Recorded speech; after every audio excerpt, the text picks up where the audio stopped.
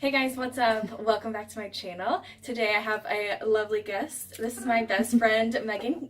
She's visiting from Oklahoma and she's on vacation for the next week and we are going to do her makeup today. So basically I asked you guys what you wanted to see, if you wanted to see like a confessions of a hairdresser or if you wanted a drunk hair tutorial, and of course everyone voted for the drunk hair tutorial, but guess what, we want to do both. So I'm going to do her makeup today and we're going to get some insight on what it's like to be a hairdresser. We're going to get drunk while we do it. We're already about a glass of wine and a half in already, and my cheeks are warm, so but we'll keep drinking and talk about hair and all of that good stuff and makeup, and you'll get to see doing kind of a fun look on her today that's great for people with dark eyes and dark hair, especially for brown eyes. I'm doing a purple eye look, which I love on people with brown eyes, so it should be really pretty. We'll see. I haven't done makeup on someone in a very long time, so it could be terrible, especially if I drink a lot during the video, but I'm gonna try not to. Yeah, we're gonna just go ahead and jump right in. Sorry, I'm not really going to be in the frame. You guys get to look at her instead of me. I'm not the important part here, so. Okay, Megan's very light-skinned, so we're going to try to match her. I'm very light-skinned too, obviously, but we're going to match her as well as I can with these products here on her face. So do you have pretty, like, dry skin or? Yeah, it's really dry. It used to be really oily, but the last, like, year or two, it's been really dry. I don't know. I have to use serum, moisturizer, moisturizing cleanser, loaded everything, and I have to be really careful about the foundation I use because they're so sensitive and so dry. So first question is, where did you go to hair school?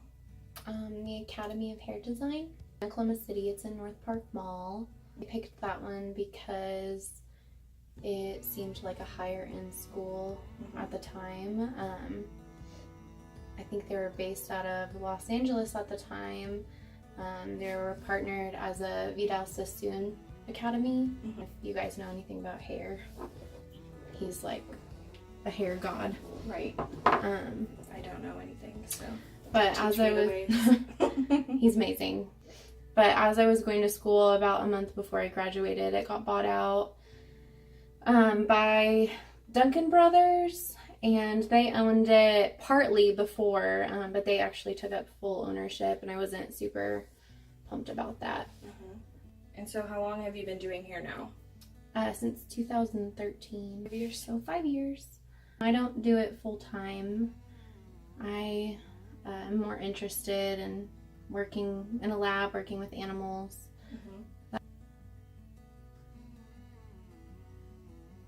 What's the worst like hair mistake you made like right out of school or even in school? Like, did you ever like do anything? I don't even know if I know the answer to this. Did you ever do anything to like fuck up somebody's hair or something?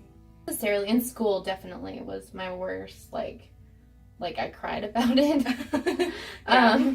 I had this really old lady that had came to see me like all through my hair school career, and I swear I was about to graduate. Like, it was the week before I graduated, and she was so old and so wrinkly, and her haircut was like a really, really short bob, like right on the neckline. She had really bad wrinkles on her neck. And I cut it. She was so sweet about it though, and she was like, no, it's fine, it's fine. But I'm serious, it was such a bad cut. I felt so bad. Freaking cut me. Where's my shit at? Oh, what is the best thing about doing hair? Well, the best thing is to do your friends and family's hair. And you get to talk. That was my favorite thing about doing hair. I love to talk. You get to be artistic. And what's the worst thing about doing hair? Can get some really, really bad customers, and disappointing people is like one of my worst things. I hate disappointing people and not making people happy. So for me, that was the hardest.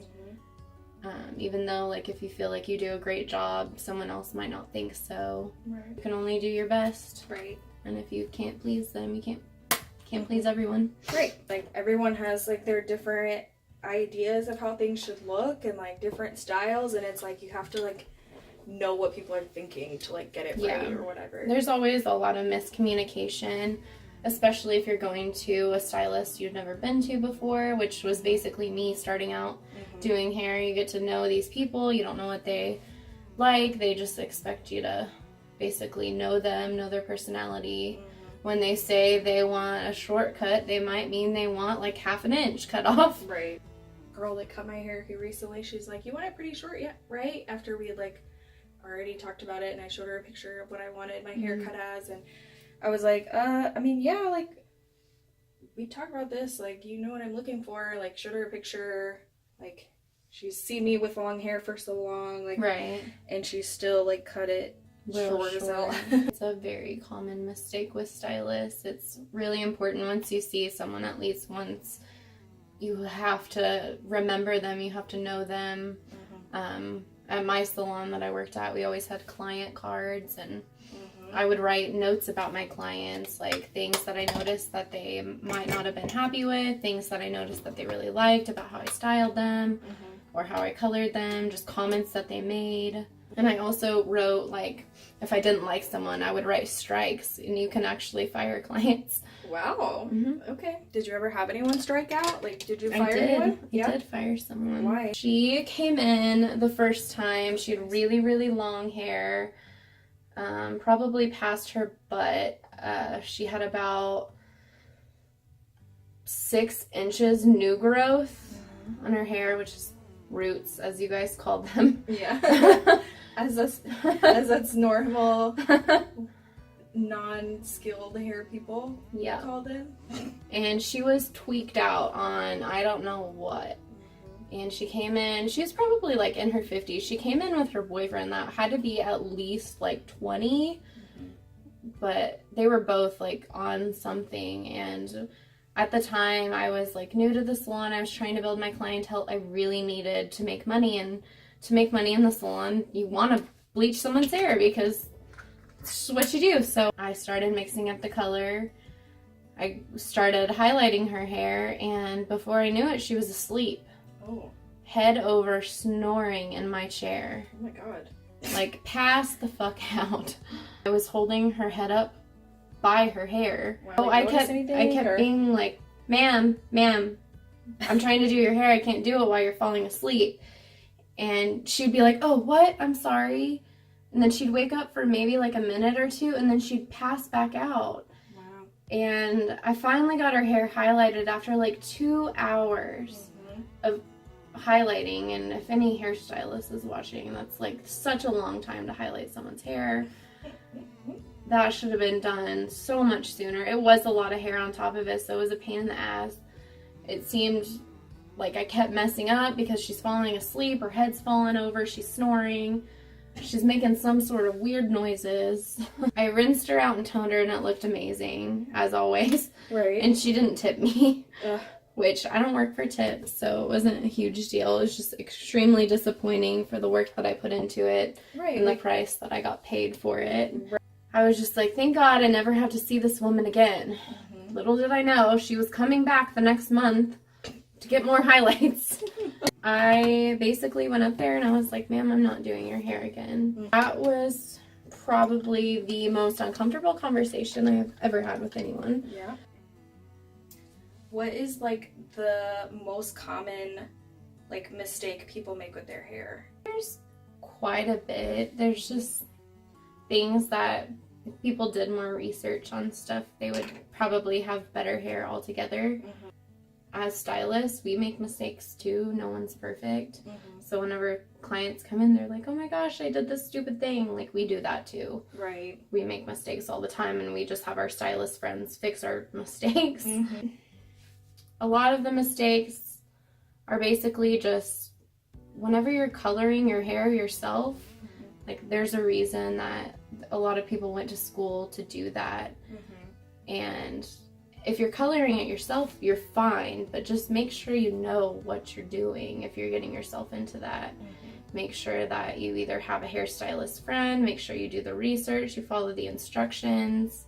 Basically, if you're box coloring your hair, I mean, it happens. We've all done it. I did that before I went to hair school, and my hair was fine because I didn't pull color through my ends every time. I followed the instructions. I did what I was supposed to do. Okay. Don't change your color constantly. Never try to lift color with color. Like if you have brown hair, don't think you're gonna go buy a box of blonde hair color and you're gonna have platinum blonde hair, because it's gonna look like awful. Another one is like, I hear a lot of clients say, what type of shampoo can I use? Or I know hairstylists always want to sell me what's in their salon. Is that true? Is that the only good stuff? Can I order something online? Can I go to the drugstore? What can I get? And the thing is like, not everyone's gonna be able to buy expensive hair products. And I get that. I didn't have that growing up, and sometimes I don't have it now. But the thing is, know what's in your products. Oh yeah, if you are okay with your color fading and you have to redo it more often, then I mean, more power to you. You're gonna do what you want to do. I personally am a really big researcher on all of my products, including like kitchen and laundry soap, and I make sure that there's nothing in there that's going to be harmful to my body. And there's a lot of professional shampoo that has really bad chemicals that can cause all sorts of problems. So I would rather people use something that's healthy for them and healthy for their body. Yeah, right. There's a really good website called Skin Deep, and you can look up stuff about your products. I'm gonna pause you because I need to like really focus in. Okay, back. I had her do her waterline with a little white liner to open her eyes up a little bit more, and then her own mascara. What would you suggest for someone out there that might actually be like thinking about getting into hair school or going into cosmetology or something like that? My first advice would be definitely go and talk to other hairdressers where you want to work, the same town, the salons, get to know them, shadow them, follow them around for like a week and see if you actually want to do it. It sounds fun and it sounds like, oh, I don't have to work every day, I just get to talk and do hair. But it's actually a lot of work. It's a lot of socializing to the point where you're physically exhausted from talking. Right. There's a lot of work. You got to stand constantly. So if you have a bad back or bad arm or bad shoulder or whatever, you're going to be hurting really bad. Get to know what they make for their salary. Is that going to be able to pay your bills? Is that going to be able to pay your hair school loan? Lastly, when you're picking a school, make sure you can afford your hair school. For me, I paid almost $20,000 to go to hair school. And make sure that it's the income that you're looking for and it's something that you're going to want to do the rest of your life. That makes sense. That's good advice. Cancel your lips really quick so you can't talk. I'm like, shut up. Just kidding.